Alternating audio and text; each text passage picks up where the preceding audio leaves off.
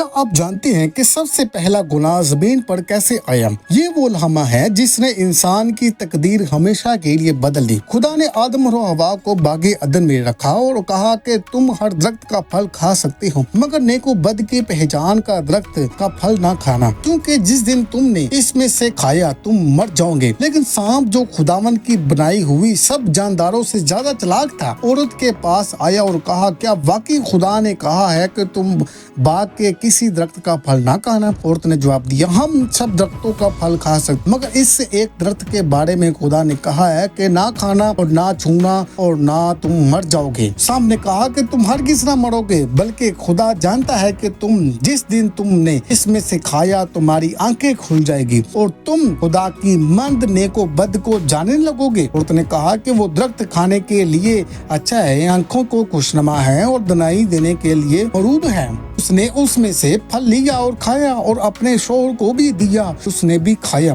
دونوں کی آنکھیں کھل گئی اور انہیں معلوم ہوا کہ وہ ننگے ہیں۔ انہوں نے انجیر کے پتے جوڑ کر اپنے لیے لیا بنائی۔ اگر آپ کی مکمل کہانی دیکھنا چاہتے ہیں تو نیچے دیے گئے لنک پر کلک کر کے دیکھیے۔